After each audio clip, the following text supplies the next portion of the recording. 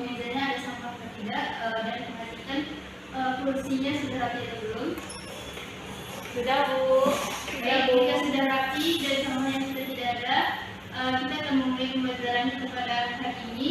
Sebelum mulai pembelajaran, alangkah lebih baiknya kita berdoa terlebih dahulu agar pembelajaran kita diberkahi oleh Allah. Kepada ketua kelas, silakan nanti pimpin kelasnya untuk berdoa. Baik, sebelum kita belajar, marilah kita berdoa. Berdoa mulai. Berdoa selesai. Baik, sebelum memulai pembelajaran, Ibu akan mengecek kehadiran Anda terlebih dahulu. Zaida Ramli, Hadir Bu. Nuraliza, hadir Bu. Khairunisa, Sakit Bu. Dina, Tanpa keterangan Bu. oke. Masih ada yang tidak hadir lagi? Tidak Bu. Oke, baik. Jadi sekarang kita belajar terkait dengan teori kinetik gas. Nah, sebelum masuk ke teori kinetik gas, Ibu mau mengingatkan kembali terkait materi pembelajaran sebelumnya, yaitu tentang kalor, suhu dan kalor. Ada yang masih ingat apa itu suhu dan kalor? Baik, sebelum masuk ke materi teori kinetik gas, Ibu akan mengingatkan terlebih dahulu pembelajaran kita terkait minggu sebelumnya, yaitu terkait dengan fluida. Nah, ada fluida. Nah, ada yang masih ingat itu pengertian fluida? Fluida itu ada berapa dan bagian-bagiannya? Bu, Fluida lagi. fluida adalah zat yang mengalir. Fluida ini terbagi menjadi dua, yaitu fluida statis dan fluida dinamis. Fluida statis itu adalah diam, sedangkan fluida dinamis bergerak. Oke, baik, Rami, itu jawabannya benar ya. Berarti nanti masih ingat tentang pelajaran kita sebelumnya. Nah, sebelumnya itu kita belajar tentang fluida, di mana fluida adalah zat yang mengalir atau bisa berupa cairan dan gas. Kemudian fluida itu adalah dua, fluida statis dan fluida dinamis. Di mana fluida statis adalah fluida yang diam atau tidak bergerak dalam keadaan seimbang. Sedangkan fluida dinamis adalah fluida yang bergerak, di mana ada beberapa hukum terkait fluida bergerak, dan fluida yang mengalir atau bergerak ini tidak konversibel, di mana fluidanya tidak mengalami perubahan volume karena pengaruh tekanan. Selanjutnya, tidak kental atau non viskositas, fluidanya tidak mengalami gerakan dengan pipa selama mengalir. Kemudian alirannya stasioner, di mana kecepatan, massa jenis, dan tekanan pada setiap titik dalam fluida tidak berubah karena waktu. Nah, itu merupakan penjelasan terkait dengan fluida bergerak. Nah, sekarang kita masuk pada pembelajaran teori kinetik gas, di mana kajian kita pada saat ini yaitu menjelaskan teori kinetik gas dan karakteristik gas pada ruang tertutup. Nah, selanjutnya tujuan dari pembelajaran kita pada hari ini yaitu terkait dengan menjelaskan apa itu pengertian gas ideal, kemudian mengidentifikasi sifat-sifat gas ideal, menganalisis hukum Boyle, hukum Gay-Lussac, hukum Charles, dan makna fisiknya. Nah, selanjutnya kita pertama masuk dulu ke pengertian gas ideal. Nah, gas ideal adalah sekumpulan partikel gas yang tidak saling berinteraksi satu dengan lainnya. Nah, artinya jarak antar partikelnya itu sangat berjauhan dan tidak bergerak secara acak. Di mana Anda bisa lihat terlebih dahulu video pembelajaran.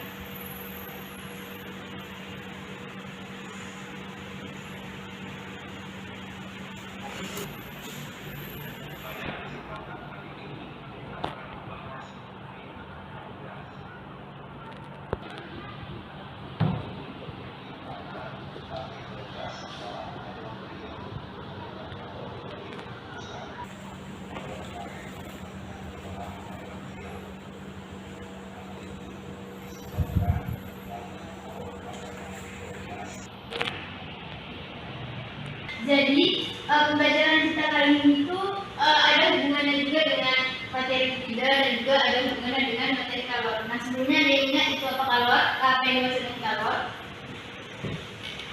Saya Bu. Ya, silakan Rahmi. Kalor adalah energi yang dapat dapat berpindah karena adanya perbedaan suhu, Bu. Ya, Rani. Jadi yang dikatakan Rani itu benar terkait dengan kalor, bahwa kalor itu adalah perpindahan suatu zat dari suhu yang memiliki suhu tinggi ke zat yang memiliki suhu rendah. Nah, selanjutnya kita masuk pada pembelajaran kita. Kita lanjutkan. Jadi tadi kita sudah dijelaskan terkait dengan partikel gas ideal. Jadi gas ideal adalah gas suatu partikel yang bergerak di mana dia tidak menyatu antara satu dengan yang lainnya. Selanjutnya kita belajar terkait dengan sifat-sifat dari gas ideal. Nah, sifat-sifat gas idealnya ada beberapa, yang mana semua gas itu memiliki sifat umum, yang diantaranya adalah partikelnya berjumlah banyak dan bergerak acak, kemudian tidak ada interaksi antara partikel dan tidak ada gaya tarik menarik antara partikelnya. Kemudian gasnya dapat ditekan dari tekanan luar. Nah, volume sejumlah gas akan sama dengan volume wadah yang menempatinya. Kemudian gas dapat berdifusi ke segala arah. Selanjutnya gas dapat bercampur sempurna dengan gas yang lain, dan gas dapat dijelaskan dengan parameter suhu dan tekanannya. Nah, sifat-sifat dari gas ideal ini bisa kita lihat melalui praktik nanti yang akan diberikan melalui PET simulation. Kemudian kita bisa melihat bahwa volume sejumlah gas akan sama dengan volume wadah yang menempatinya. Kemudian gasnya itu dapat berdifusi atau menyebar ke segala arah, dan gas dapat bercampur dengan gas yang lain. Dan terkait teorinya terlebih dahulu, di mana kita masuk kepada teori kinetik gas. Nah, sebelumnya Ibu jelaskan terlebih dahulu bahwa teori kinetik gas menjalankan sifat-sifat gas. Misalnya pada tekanan dengan menggunakan suhu level terhadap gerak molekul-molekul gas, dan pada teori kinetik gas ini yang berkontribusi atau yang menyatakan sifat makroskopis gas real, yaitu adalah ada beberapa besaran yang mempengaruhinya. Yang pertama adalah suhu atau T, kemudian tekanan, dan volume yang mempengaruhinya. Hukum yang mendasari dari teori kinetik gas. Tadi sudah dijelaskan bahwa teori kinetik gas itu ada beberapa besaran yang mempengaruhinya, di mana pertama ada tekanan, kemudian ada suhu, dan juga ada volume. Nah, ini yang pertama adalah hukum Boyle. Contoh penerapan yang pertama dari hukum Boyle ini adalah Stanford. Nah, Ibu mau bertanya terlebih dahulu, apakah Anda pernah mencat atau melakukan pengecatan menggunakan cat Stanford ini? Pernah, Bu. Ya, Randi. Bagaimana Randi mau menggunakannya? Kita harus mengocok sebelum menggunakannya, Bu. Iya, betul. Nah, sebelum menggunakan cat Stanford, kita memang harus mengocoknya terlebih dahulu. Karena mengapa? Di dalam cat Stanford itu terdapat dua bagian, di mana di dalam cat Stanford pernah kan Rami ketika mengocok cat Stanford, kemudian terdengar berbunyi dari dalam cat Stanford. Pernah, Bu. Nah, yang ada di dalam cat Stanford itu, di mana saat kita ingin menggunakannya, kita harus mengocoknya terlebih dahulu. Di dalam kaleng itu ada dua zat yang tinggal di dalam kaleng. Salah satunya adalah cat, dan satunya lagi adalah gas, untuk dia bisa menyemprotkan cairan dari dalam kaleng tersebut. Pertama itu adalah zat, dan yang kedua adalah zat. Nah, di mana zat yang tinggal di dalam kaleng salah satunya adalah zat, dan yang lainnya adalah gas yang memiliki tekanan dan suhu yang tinggi yang berada di dalam keadaan cair. Nah, cairan gas cair ini memiliki titik didih yang jauh di bawah suhu kamar. Kalengnya itu ditutup, kemudian kita menekan yang ada di atasnya atau nozzle, keluarkan cairan dari kaleng tersebut. Kita menekan nozzle yang ada di atasnya sehingga keluarlah cat tersebut, suntik dan kaleng soda. Nah, jarum suntik dan kaleng soda ini cara kerjanya sama, lebih kurang sama seperti cat Stanford, tapi lebih sederhananya, di mana ketika kita menarik batang suntik dan ketika menarik batang suntik pada penutup jarum suntik, menyebabkan volume dalam ruangan jarum suntik itu meningkat, sehingga cairan yang mau diambil itu bisa terambil naik, karena itu dipengaruhi oleh volume. Ketika kita menarik batang suntik, volumenya meminum air soda seperti Coca Coca-Cola atau Sprite? Pernah, Bu. Batu kaleng tersebut akan menyerap air yang keluar dari kaleng tersebut. Nah, hal ini dipengaruhi oleh tekanan dan volume yang ada di dalam kaleng tersebut. Selanjutnya kita masuk pada bunyi dari buku boiler. Nah, seperti yang sudah dijelaskan tadi, bahwa yang berada dalam benda tertutup dijaga konstan, maka tekanan gas berbanding terbalik dengan volumenya, sehingga secara matematisnya dapat kita rumuskan dengan P1 dikali dengan P1, di mana PV sama dengan konstan, di mana tekanan dengan volume itu adalah sama dengan konstan. Jika dibandingkan, maka rumus secara matematisnya adalah P1 dikali P1 dan P2 dikali P2. Nah, untuk selanjutnya hukum Charles.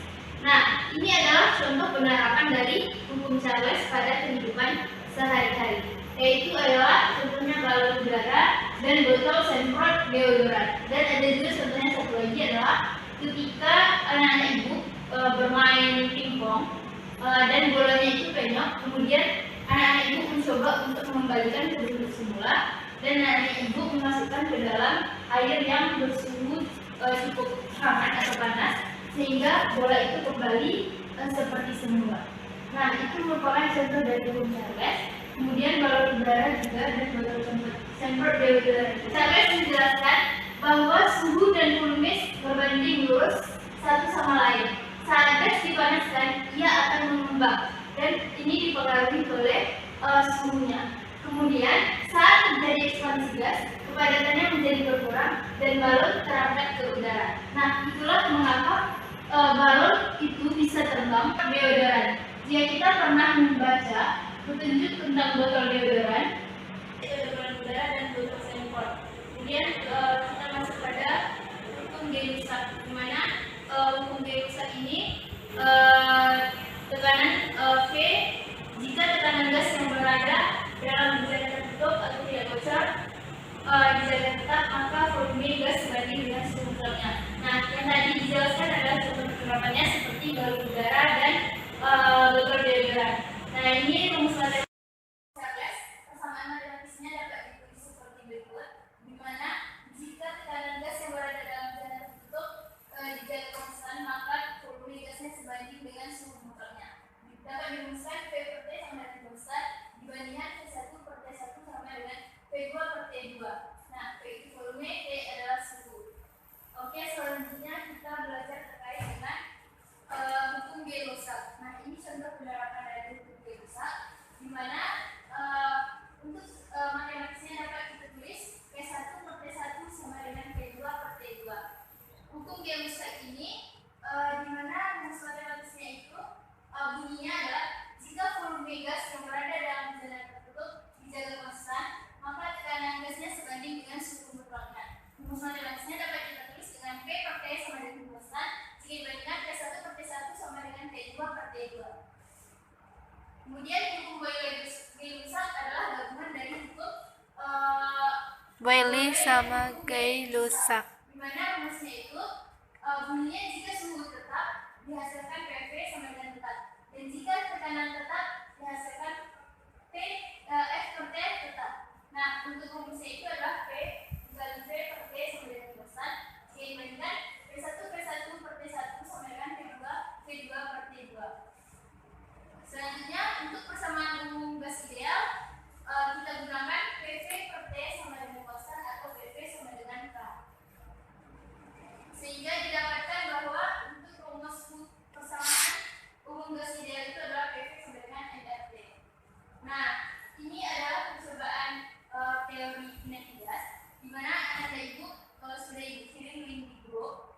Ananda bisa membuka link ini, link page simulation ini, dan Ananda akan diberikan LKS atau LKPD untuk mengerjakan page simulation ini. Pilih yang gas ideal ini. Nah, Anda kerjakan sesuai dengan yang ada di LKS yang sudah diberikan. Ibu akan berikan LKS kepada Anda. Ini. Oke. Jadi nanti Anda bisa lakukan percobaan terkait dengan tes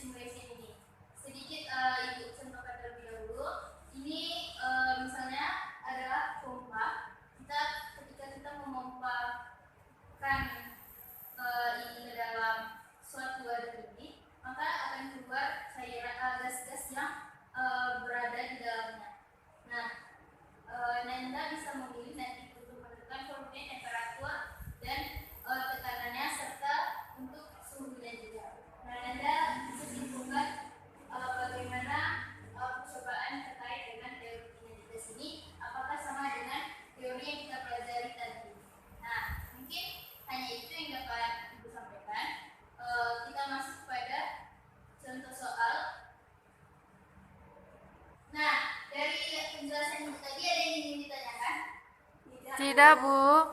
Oke, baik. Ibu akan berikan contoh soal. Ini Anda bisa perhatikan apa saja yang kita ambil dari contoh soal. Volume, Bu. Ya. Terus tekanan. Kemudian Suhu, Bu. soal. Ini menggunakan rumus yang mana? Boyle Ganestak, Bu. Iya, betul. Nah, ada yang mau mencobakannya terlebih dahulu? Ibu berikan waktu 1 menit untuk mencoba menjawab pertanyaan dan contoh soal ini. Nanti yang bisa silakan jelaskan jawabannya ke depan. Kita menjawab. Saya, Bu. Ya, Liza, silakan. Jawabannya yaitu tekanan keduanya sebesar 2 TM, Bu. Oke, betul. Nah, caranya apakah sama seperti yang ada di depan? Sama, Bu. Oke, mantap, Liza. Yang lain bagaimana? Sama, Bu. Oke. Nah, itulah pembelajaran kita pada hari ini, yaitu terkait dengan teori kinetik gas. Nah, dari penjelasan yang dijelaskan tadi, ada yang ingin ditanyakan? Tidak, Bu. Oke. Nah, dari penjelasan materi hari ini, ada yang bisa menyimpulkan? Saya, Bu. Ya, nanti silakan. Jadi kesimpulannya yaitu ada hukum-hukum yang mendasari teori kinetik gas. Yang pertama yaitu hukum Boyle, di mana hukum Boyle berbunyi jika suhu gas yang berada dalam bejana tertutup dijaga konstan, maka tekanan gas berbanding terbalik dengan volumenya. Lalu yang kedua ada namanya hukum Charles, Bu, yang berbunyi jika tekanan gas yang berada dalam bejana tertutup dijaga tetap, maka volume gas sebanding dengan suhu mutlak, Bu. Lalu yang ketiga ada namanya hukum Gay-Lussac, yang berbunyi jika volume gas yang berada dalam bejana tertutup dijaga konstan, maka tekanan gas sebanding dengan suhu mutlaknya, Bu. Sekian, Bu. Oke. Baik, mantap ya, Rani.